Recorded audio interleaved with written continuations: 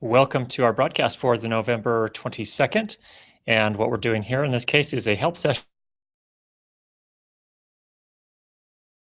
for our sound. That's over at school.learnlightandsound.com. And today we actually have a number of questions that were submitted in advance that I'm going to go ahead and plan on covering. And then if any of you are interested in asking additional questions that are viewing now, you can do that again over at plus.google.com. Do a search for Curtis Judd Audio. 3-word, you'll submit questions. So let's go ahead and cover a couple of questions. First of all, I have one from John Jeffries. And his question is this: around recording a live band where I can't get a feed from their amp, it has been suggested I use ribbon mics to cover an area, for example, a Rode NTR. Do you have any experience with this type of mic, or would you you or the group suggest another method? Thanks for the great show and course. Okay, John, good question. I do have a ribbon microphone. It's not exactly a super high grade one. It's not as nice as the Rode NTR, but it is a Golden Age project, which is a company, I believe they're in Switzerland, where they do the design. The microphones and other gear are actually made in China. But this is I think it's the R1 Active Mark III. So it's actually an active ribbon microphone. It's a little bit different. I think the Rode is also an active microphone, or active ribbon microphone. What that means is you actually do feed phantom power to it, and which is a little bit different from the traditional ribbon. Geeking out and understanding a little bit more about ribbon microphones. I don't know a ton about them, but this is what I do know. RCA actually made, as I understand it, the first ribbon microphones back in I think around 1915 is when they produced the first ribbon microphone. The way a ribbon microphone works is there's actually the structure of the microphone is there's this big magnet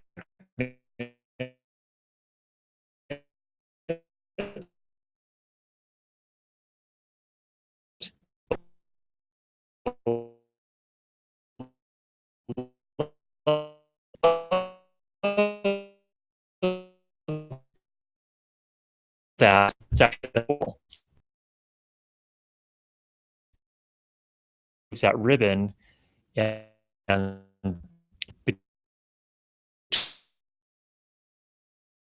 between that and the mag, first of all, needed all the reaction. I think this generates in them late an electrical signal, which leads thing gets is they converted have a very distinct audio signal to be very rich sounding. Interesting. They're not as sensitive. Sound rolls off a little bit. The reason I originally bought it, and I originally bought it probably 6 or 7 years ago, was that my wife plays violin, and over the years she's asked me to do various recordings, and I wasn't really happy with the way any of my mics at the time were recording. And then I decided to try a ribbon microphone for that. And I also use it sometimes for voiceover. In a few of my videos over on YouTube, you'll actually see it's in the frame. It looks like the big old-fashioned microphone. It's kind of upright with a rounded grill over the top. But it's a beautiful mic in terms of how it sounds. It works beautifully for recording instruments like violin, which can have a tendency to be a little shrill. And my wife's instrument in particular is rather shrill sometimes. So it actually does a really nice job on that. Can you use it for recording a live band? Yes, you certainly can. It sounds like in this particular case, the band is going to ready. You won't soundboard. So I totally understand that. I don't know that, a ribbon mic could be fine. I don't know that it's necessarily the go-to choice for about this. They typically have a figure-8 pickup pattern. So they're going to be sensitive, most sensitive on the front, on the back, and then on the sides, they will reject nearly everything. So that's something to consider as well, depending on where the venue is and how it's set up. So you will pick up as much from the back as you will from the front. For that reason, I think it can be a fine choice. It probably isn't the first type of mic that came to my mind for recording a live band. I would actually probably choose a small diaphragm condenser mic would have been my first choice. something in the cardioid range, and I'd probably aim that at the whatever PA system they have set up for that particular show. You're gonna get, and maybe this is why that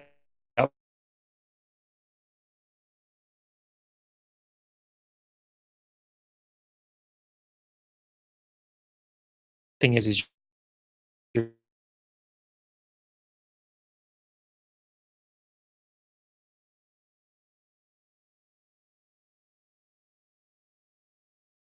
room on pick up, you know, a lot in terms of the recording. So if that's what you're looking for, and sounds nice,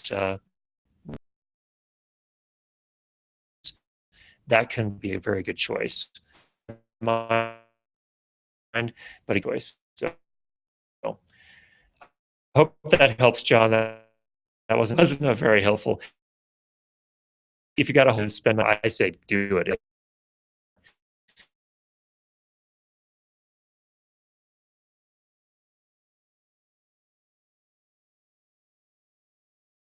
He said he won't be able to make the session, but he has a question. I have an event that will have 4 speakers presenting to an. I plan on setting 2 Canon G20 camcorders, 2 angles. Sound will be fed through the house system. How can I go about capturing the sound, and what should my ideal setting be? I have a Tascam DR6. Should I be running direct sound via XLR to TRS to the GR20 to the G20 or the DR?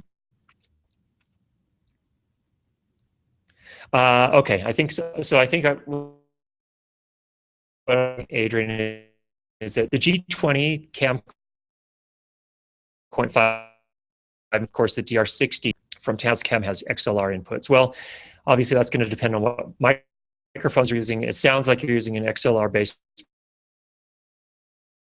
Personally, what I would do, and what in these cases, if I can't tap into the event, it's usually like if they can't get the board via XLR cables, then I would set up 1 or 2 microphones just aimed at the PA system. If you can get up close, that's even better, as long as you can manage the sound pressure level. So if it's coming out really, really loud, you're going to have to be able to attenuate the signal quite a bit, and that can be fine. And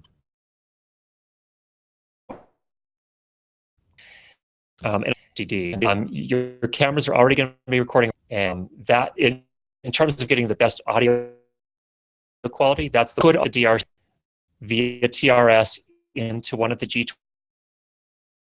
That way, it'll be easy to sync either way. But if you're feeding it into the G20, you won't have any issues in terms of the cameras being microphone, which can, you know, there are millisecond delays between that kind of thing. The sync fall out just a tiny, but that way you can record to the Tascam and to the G20 at the same time. So that way you have options in terms of which one you want to use in the end. My preference is typically going to be, you're going to get better sound from the Tascam usually. But again, it depends on the microphone. So I hope that will. Another good question there. Okay. Let's see. Oh, we have another question from Adrian. Let's see. Let's see if this is the same one. Sorry, I could not attend the Hangout. This is from last week. I have a question to ask and would like to hear a response in the Hangout. I have a group of 6 to interview and wants to know the best way to capture the audio. I don't have 6 lav mics for everyone. My thought is to boom a mic over top center of the group into a Tascam DR60. How would you record the audio? So if you've got 6 people and you can boom a mic overhead, that's great. If you're using a cardioid mic that is pointed down at the group, I don't know how closely they're going to be sitting together. It can be tricky depending on how they're sitting. Cardioid has, again, it has a pickup pattern that will reject stuff, it starts to fall off around the sides, and once you get to the back of the mic, it completely cuts everything off. That's fine because the back of the mic is going to be pointing up, most likely. So not a problem there, but the question is whether or not it's going to be wide enough. And in that case, you may actually want to use two different mics, but it really depends on how they're seated in relation to each other. If you have a circle of people, and you could put one in the middle, it's going to need to be up high enough, again, so that it can pick up everybody's voice. And it's going to be tricky because everyone speaks at different levels. So you'll have to be on top of things there and make sure you're kind of keeping everyone at a level that works.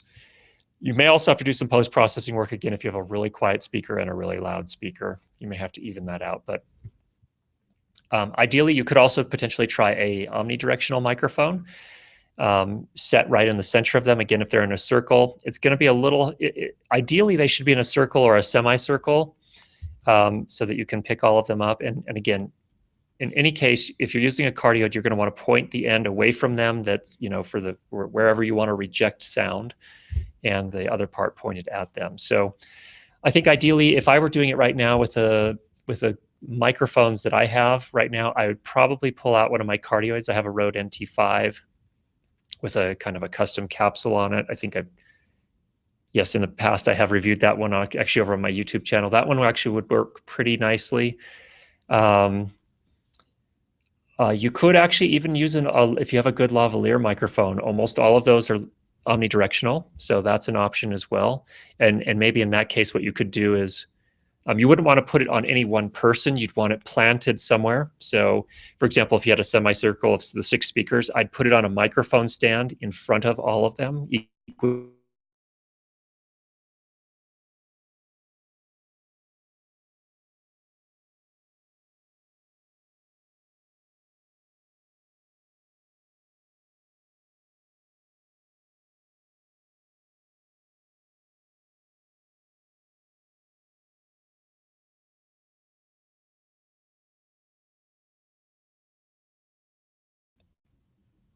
Okay, just checking through here to see if we got all the questions answered.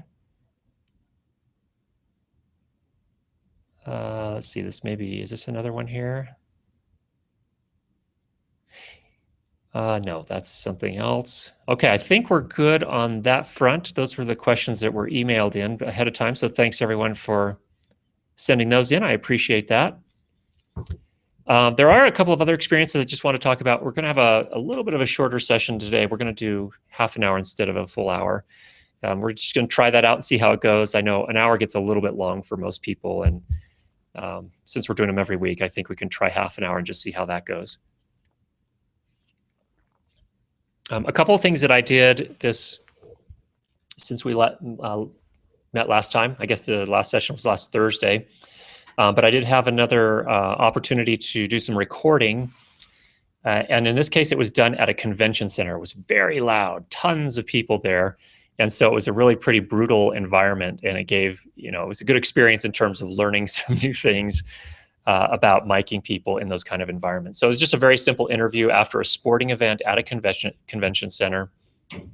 And I had with me the Sennheiser MKH50, which is a super cardioid small diaphragm condenser mic, and I had that on a boom pole. So I was operating handheld boom. And then I was recording that in my Zoom F8. And then I also had the Rode Link wireless lav system. So I interviewed a couple of people. In each case, we had the lavalier on the person, and then I was also booming the boom mic. In terms of placement of the lavalier mic, one of the interviewees, she had very straight hair, and you'll see why this makes sense in just a second here. But in her case, I just used the alligator clip and clipped the mic to her kind of warm-up jacket, and that worked, obviously as expected. It was just fine, and it got a good signal. To be honest, and this almost always happens for those of you that have done a lot of sound. I think most of the people I've talked to agree on this as well. Is that almost always the boom mic is going to give the better mic or the better recording. And I ended up using the boom mic in both cases, but nevertheless, it was an opportunity to have that lavalier on there as a backup in the case that for whatever reason it sounded a little better. The amount of it picked up a little bit more of the ambient noise because it is an omnidirectional pickup pattern. So That's another reason to go with the boom mic. But just overall frequency response, the boom mic, the Sennheiser MKH50 had a better overall pickup than the Rode lavalier did, just for that particular person's voice, or both of those people's voices. Now, the second person that I interviewed, she actually had a lot of hair with a lot of volume. And so I took that opportunity to actually hide the lavalier microphone in her hair. And the ideal is, and I learned this from over on DPA microphones. If you haven't heard of them, they make some relatively high-end microphones that professionals use. They make some great lavalier microphones. They also have some very nice, very tiny cardioid microphones that are really great for film and video as well. And they actually have a series of videos over on YouTube that I found really helpful. And in one of them, they brought on a sound engineer who's done, lots of lav miking, and he actually talked about, they did a variety of tests, and they essentially demonstrated that in most cases, having a lavalier at the top of someone's forehead up in this area here is going to have a better pickup, a more even pickup, and a better recording overall than putting the lavalier anywhere else. Putting it down on their chest is potentially problematic because there's a little bit of a sound shadow underneath people's chins.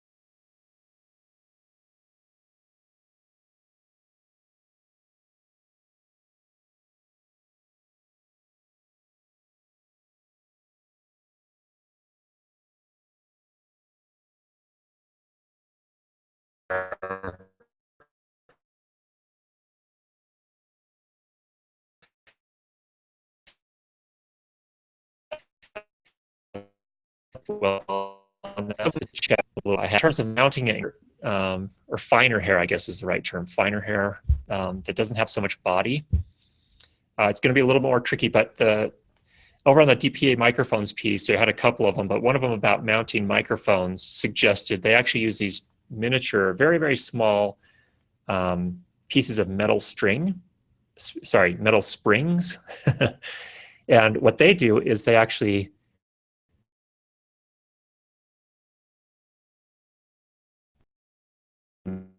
there, and then they stretch another part of that spring microphone to cable. They just sort of stretch the spring to hair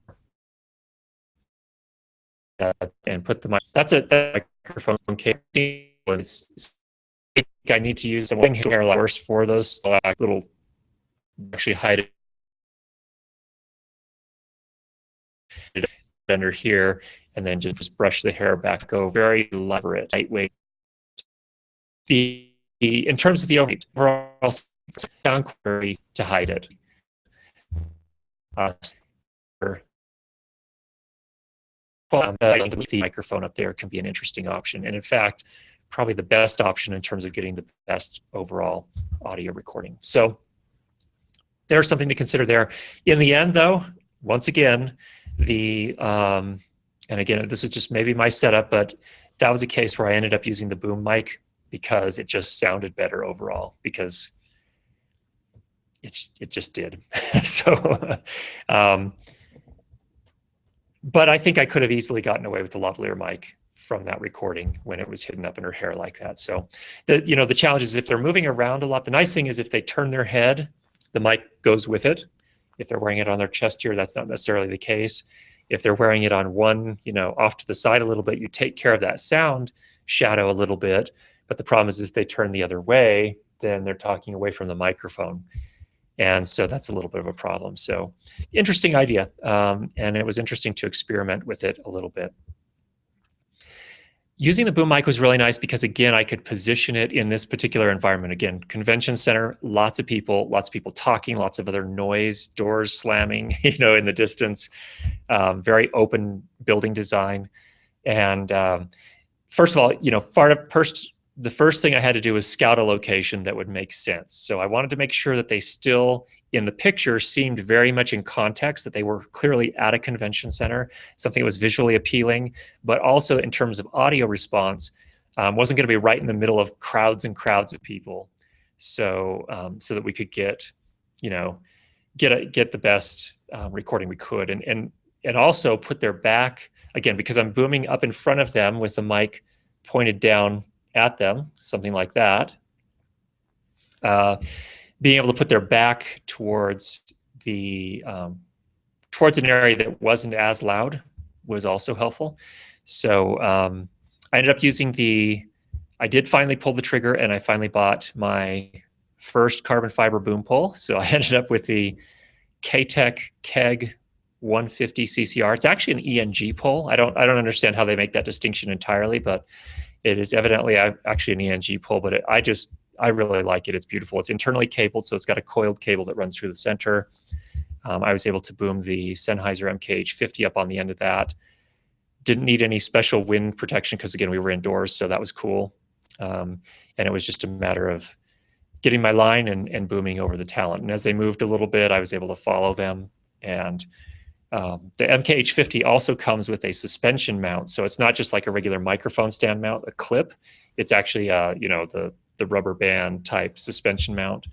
And no issues in terms of interference. Even when I moved the mic, it was an interview, so I actually moved the mic over to the interviewer who was standing off camera, and then back to the interviewee.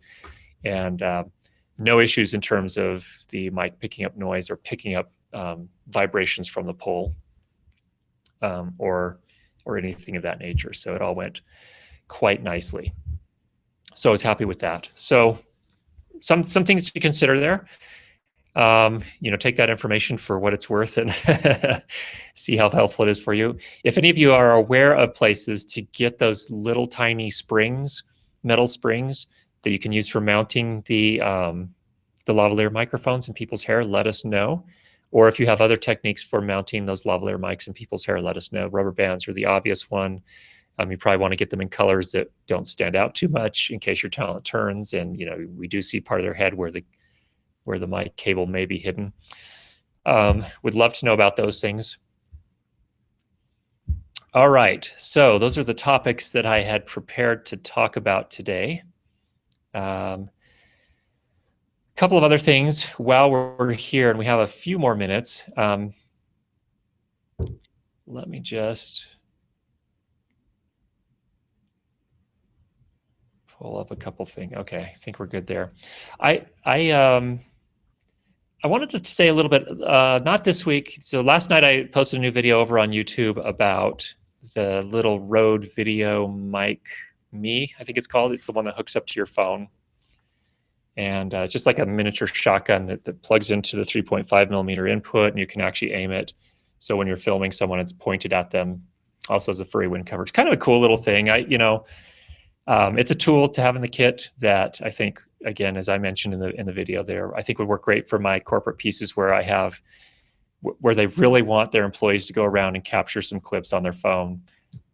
Great little option. So much better audio than they're going to get with their phone, and I'm happy with that. And I think they'll be happier with that as well. So that was cool. But then the previous week, I posted a video where I just did a blind comparison of the Sennheiser MKH50, which is a microphone that gets plenty of professional use. This is a super cardioid small diaphragm condenser mic.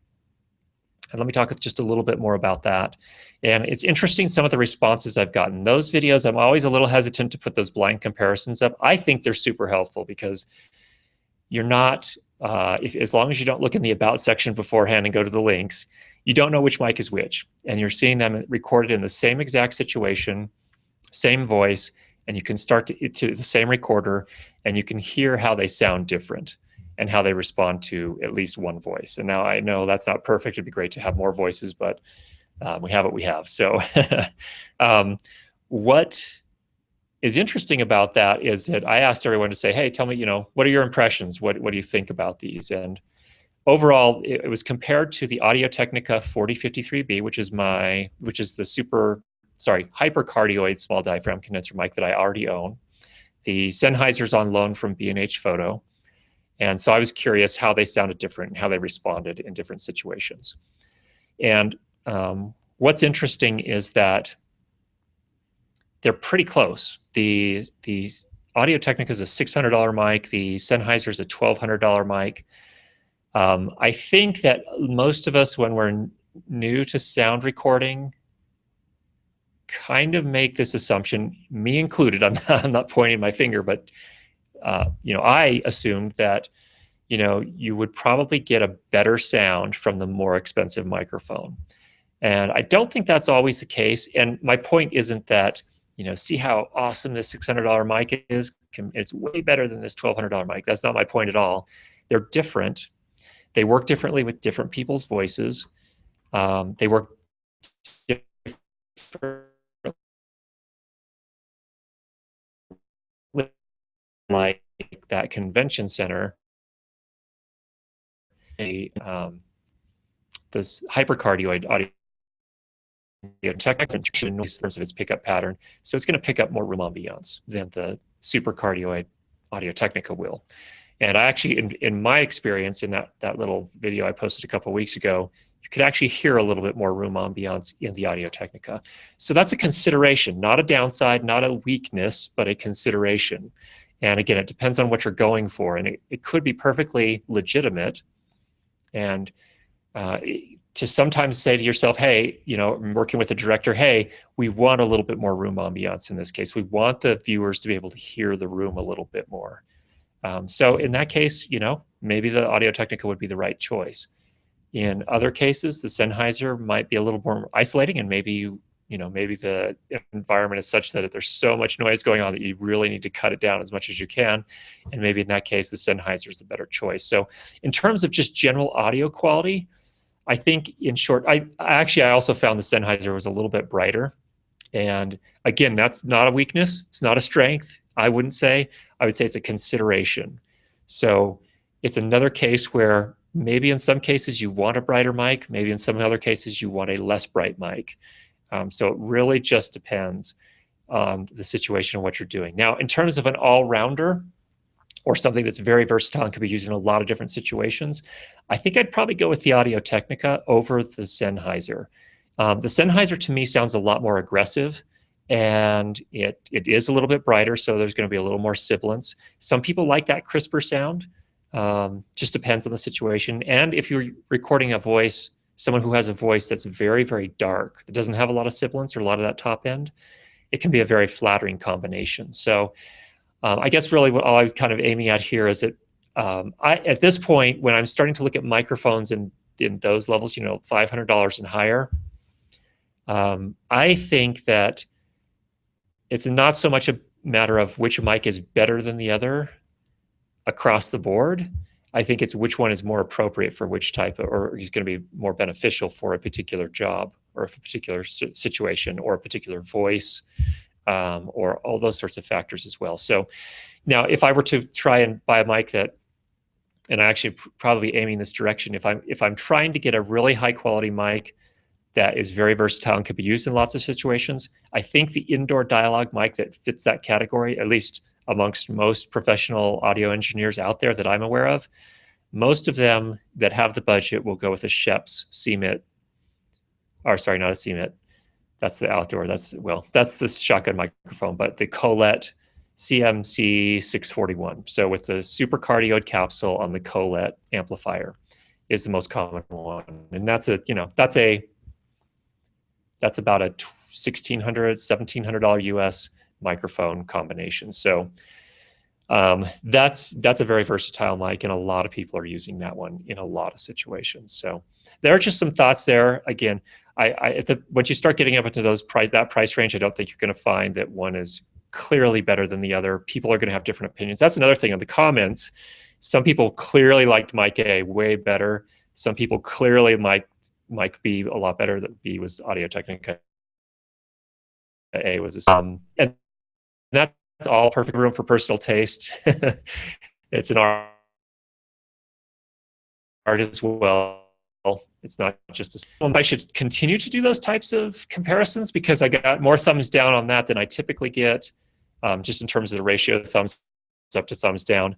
It seemed like there were more, the ratios a little higher on the thumbs down on that. I don't know if people are misreading it and it's me saying that you shouldn't count what I'm trying to say at all. It was just sort of for me, in comparing that mic against something that I frame of reference, not so much to say anything in terms of, this is better or worse or anything along those lines. So in any case, hope that was helpful. Thanks for the questions, for those of you that sent them in beforehand. Thanks for those of you that were able to join live here today, and for those that are listening in later on. Love to hear your questions. If you've got them for next time, you can submit them again over on the Google Plus page. Once I send out the announcement for the coming week's help session, you can actually go leave a question in the comments down there, and I'll bring that up in the session when we. Thanks, everybody. We'll talk to you again soon.